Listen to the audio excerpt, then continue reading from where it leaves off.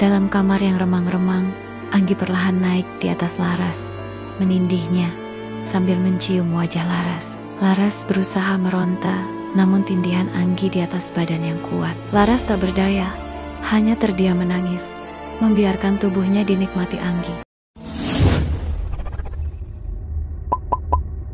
Let's go. Pukul 5 sore, Laras, seorang remaja yang cantik berkulit putih bersih, rambut hitam panjang yang terikat, berwajah khas orang Indonesia, dengan baju sederhananya yang rapi, duduk di teras sambil membolak-balik lembaran buku IP SMP-nya. Seharusnya sekarang ia sudah menjadi siswi SMA, sibuk dengan fisika atau biologi. Namun, ketiadaan biaya memaksanya berhenti tepat di sini. Kematian ibunya setahun lalu tidak hanya menyisakan duka, tetapi juga lubang besar di keuangan keluarga. Ayah, Pak Kusno berumur 58 tahun, berwajah orang Indonesia, yang seharusnya menjadi tulang punggung, justru semakin tenggelam dalam kebiasaan buruknya. Pintu depan terbuka, dan suara tawa berdebar-debar memasuki rumah. Laras sudah hafal, itu ayahnya, ditemani 3 atau 4 temannya. Bau alkohol langsung menyergap, menusuk hidung Laras. Tawa itu terdengar riang, namun bagi Laras, itu adalah lonceng duka yang berdentang. Laras, buatkan kopi. Suara Pak Kusno serak. Laras menghela napas panjang. Ia bangkit, menyimpan bukunya, dan berjalan ke dapur. Air mata sudah tak lagi jatuh. Hanya ada rasa pahit yang menumpuk di ulu hati. Sambil membuat kopi, ia bisa mendengar obrolan tak jelas dan tawa yang semakin keras dari ruang tamu. Jantungnya bergemuruh, berontak. Ia ingin berteriak, "Kenapa ayah seperti ini? Kenapa?" Tapi suaranya tak pernah sampai, terjepit di tenggorokan.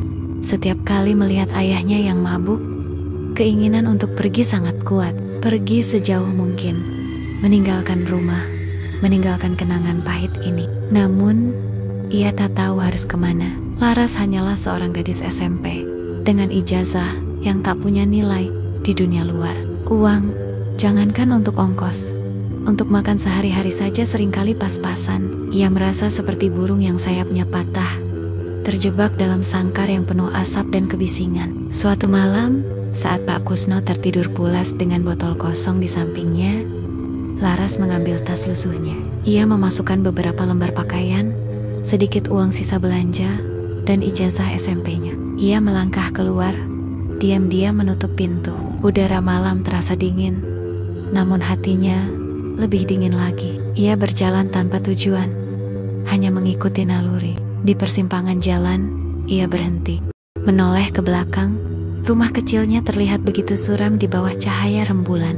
Sejenak, ia melihat wajah ibunya dalam benaknya. Ibunya akan sedih melihatnya pergi seperti ini. Ibu selalu mengajarkan untuk sabar dan kuat. Setiap badai pasti berlalu, Laras. Ingat itu, bisik suara ibunya di telinga. Laras mengepalkan tangannya. Ia kembali, bukan karena ia takut, tapi karena ia menyadari bahwa lari bukanlah jawaban. Ia tidak bisa lari dari takdir, tapi ia bisa mengubahnya. Ia kembali ke kamar, menyimpan tasnya, dan bertekad. Ia harus mencari jalan keluar, bukan dengan lari, tapi dengan berjuang di dalam rumahnya sendiri. Malam itu, Laras tidak bisa tidur.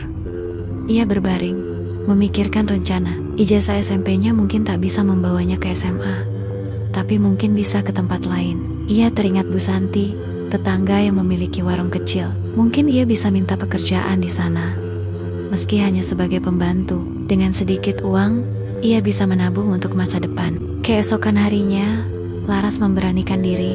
Ia menceritakan segalanya pada Bu Santi. Mata Bu Santi berkaca-kaca. Tanpa banyak bicara, Bu Santi menawarkan Laras pekerjaan. "Kamu bantu-bantu di warung ibu, nanti ibu beri upah. Sekalian, kamu bisa belajar mengurus warung. Siapa tahu suatu hari nanti, kamu bisa punya warung sendiri," kata Bu Santi lembut. Laras tak bisa menahan air mata. Ini adalah secercah harapan. Ini adalah jalan yang selama ini ia cari. Ia tak lagi merasa terjebak. Hatinya masih berat dengan tingkah ayahnya, tapi kini ia punya tujuan. Tujuan yang memberinya kekuatan untuk tetap bertahan, untuk tidak berontak, dan untuk tidak lari. Ia tahu jalannya masih panjang, tapi setidaknya ia sudah menemukan langkah pertama. Langkah untuk mendobrak dinding pengap yang memenjarakannya selama ini. Langkah untuk mewujudkan impian ibunya. Dan yang terpenting, impiannya sendiri. Malam itu, jam dinding menunjukkan pukul 9. Laras duduk bersila di depan televisi kecilnya, mencoba fokus pada sinetron yang diputar. Namun, pikirannya kembali melayang pada tumpukan pekerjaan di warung Bu Santi dan rencananya untuk menabung. Hari ini ia berhasil mendapat upah kecil yang ia simpan dengan rapi di dalam kaleng biskuit bekas. Hati kecilnya sedikit lega, setidaknya ada harapan. Terdengar suara berisik dari luar. Laras mematikan televisi dan menajamkan pendengaran. Ayahnya pulang. Kali ini tidak ramai, hanya ada suara tawa berat Pak Kusno dan tawa renyah seorang laki-laki. Laras kenal suara itu. Anggi, anak pemilik ladang luas di seberang desa.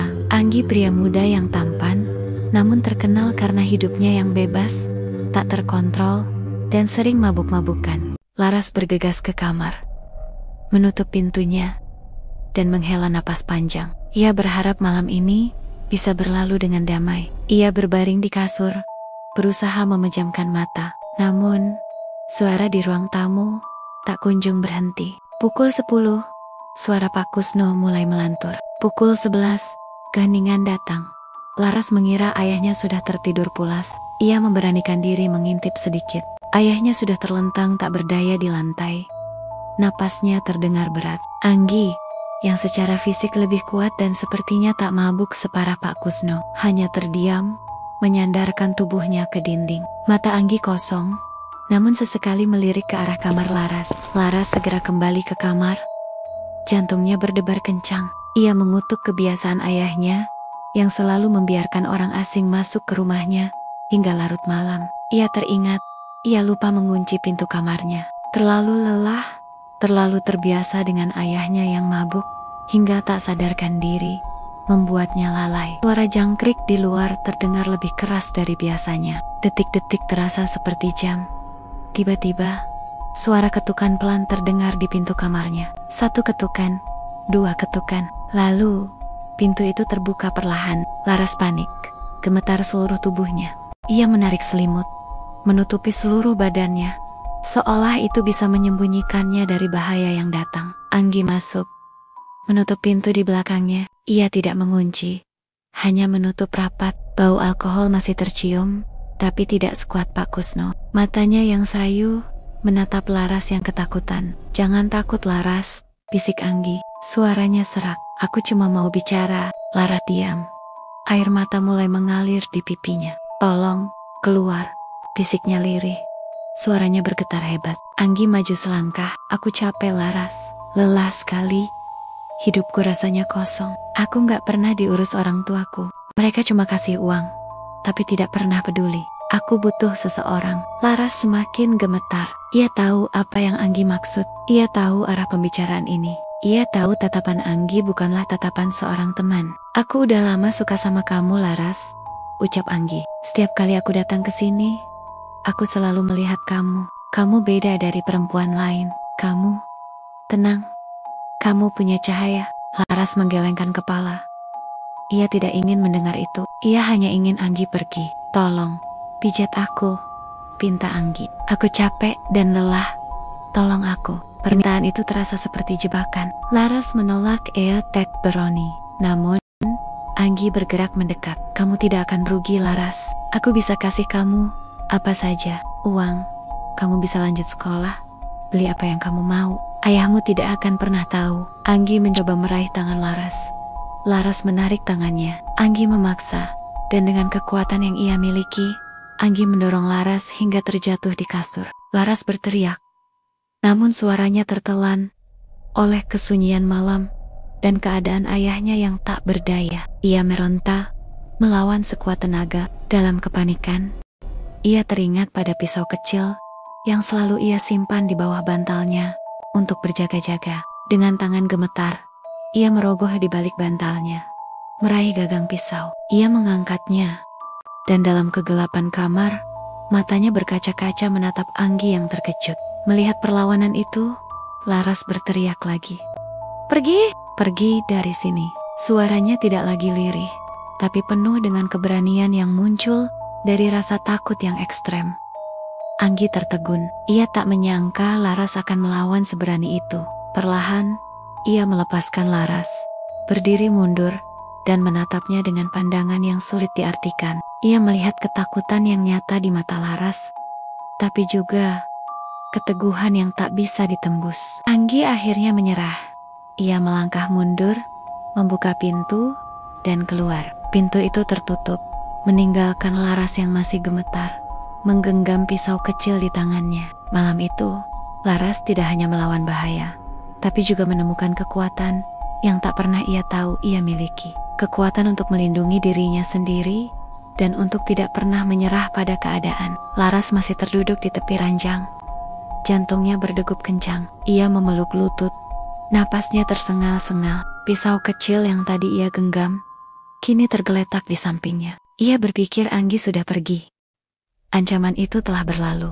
Namun, keheningan yang menyelimuti rumah terasa lebih mencekam daripada suara apapun. Laras merasa ada yang tidak beres. Ia salah.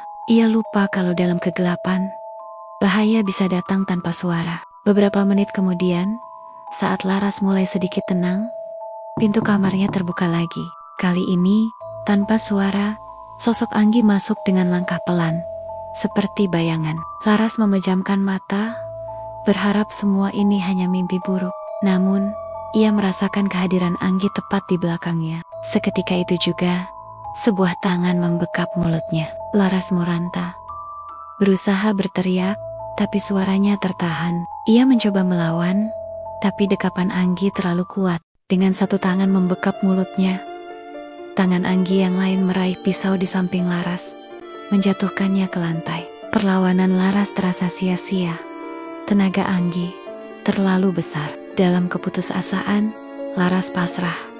Air matanya terus mengalir, membasahi tangan Anggi yang membekap mulutnya. Di tengah kegelapan, Anggi berbisik di telinga Laras. "Aku mencintaimu, Laras. Sungguh, rasa ini sudah lama aku pendam. Jangan takut, aku akan bertanggung jawab." Namun, Laras tak lagi peduli dengan ucapan itu. Yang ia rasakan hanyalah kehampaan dan ketakutan yang mendalam. Kata-kata cinta dan tanggung jawab dari mulut Anggi terdengar seperti bualan kosong, menodai setiap inci kehangatan yang dulu ia yakini. Dalam kamar yang remang-remang, Anggi perlahan naik di atas Laras, menindihnya sambil mencium wajah Laras. Laras berusaha meronta, namun tindihan Anggi di atas badan yang kuat. Laras tak berdaya, hanya terdiam menangis, membiarkan tubuhnya dinikmati Anggi. Malam itu, di bawah atap yang seharusnya menjadi tempat teramannya, Laras harus kehilangan sesuatu yang sangat berharga. Beberapa bulan berlalu, perut Laras mulai membuncit. Ia menyembunyikan kehamilannya dengan baju-baju longgar. Namun pada akhirnya, ia tak bisa lagi menutupi kenyataan. Suatu sore, saat ayahnya, Pak Kusno, baru pulang dari ladang, Laras memberanikan diri. "Ayah," panggilnya. Suaranya serak. "Aku hamil." Pak Kusno terdiam sejenak. Wajahnya yang kelelahan seketika dipenuhi amarah. "Kamu bilang apa? Siapa yang berani berbuat seperti itu pada anakku?" Laras menunduk. Air matanya jatuh. "Anak Anggi." Pak Kusno tak percaya. "Bohong. Ayah tidak percaya. Kamu bergaul dengan siapa sampai jadi begini?" "Pasti karena kamu suka keluyuran." Laras mengangkat wajahnya. Matanya yang merah menatap tajam ayahnya. Emosi yang selama ini ia pendam meledak. "Ini salahmu, Ayah," teriaknya. "Ini semua salah Ayah. Kalau Ayah tidak suka mabuk, kalau Ayah tidak suka membawa orang asing ke rumah, ini tidak akan terjadi. Ayah sudah merusak hidup Ibu, dan sekarang Ayah merusak hidupku." Kata-kata Laras menusuk ulu hati Pak Kusno. Wajahnya memucat. Ia tak pernah melihat Laras semarah ini. Laras melanjutkan, "Kalau Ayah tidak percaya, aku akan akhiri hidupku. Aku tidak mau hidup seperti ini." Laras berlari ke kamarnya. Pak Kusno terpaku.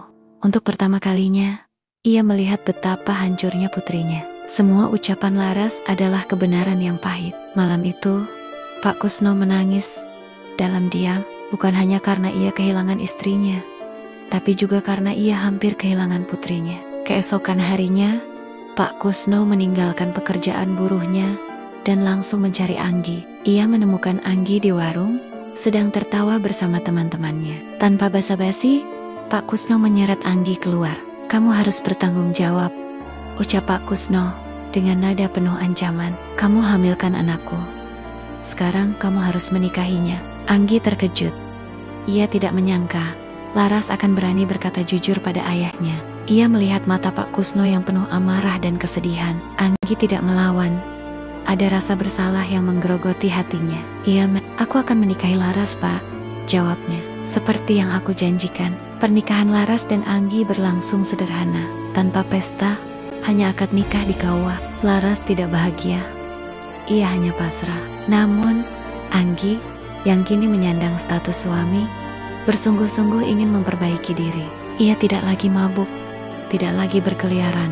Setiap malam, Laras selalu mengingatkannya. "Kamu harus berhenti mabuk, Anggi," kata Laras suatu malam. "Kamu sekarang punya tanggung jawab. Bukan hanya aku, tapi anak kita." Anggi mendengarkan dengan seksama. "Aku akan berusaha, Laras," jawabnya. "Aku benar-benar ingin menjadi lebih baik." Laras juga sering memberi motivasi pada Anggi, mengingatkannya bahwa ia adalah pria yang baik, hanya butuh dorongan dan arah yang benar. Anggi menerima semua nasihat Laras. Ia merasa selama ini ia hanya mencari pengakuan dari teman-temannya yang buruk. Tapi Laras, gadis yang diam dan sederhana, justru memberinya cinta yang tulus dan bimbingan yang tak pernah ia dapatkan. Seiring waktu, Anggi berubah total. Ia mulai mengelola ladang miliknya dengan serius. Laras, yang kini memiliki suami yang bertanggung jawab, merasa hatinya mulai terisi kembali. Anggi tidak hanya bertanggung jawab atas kehamilannya, tetapi juga atas kebahagiaannya. Cinta yang dulu terasa hambar dan dipaksakan, kini tumbuh menjadi cinta sejati. Anggi semakin menyayangi Laras, dan Laras membalasnya. Sementara itu, Pak Kusno hidup sendiri di rumahnya. Ia tak lagi mabuk. Kebiasaan buruknya berhenti setelah ia kehilangan putrinya. Beberapa kali, Laras dan Anggi datang menjenguk, membawa makanan dan sedikit uang. Pak Kusno selalu menyambut mereka dengan senyum sendu. Ia merasa bersalah, tapi juga bahagia melihat putrinya kini hidup sejahtera. Laras dan Anggi hidup bahagia, penuh cinta dan kasih sayang. Mereka dikaruniai seorang putra yang tampan, tamat,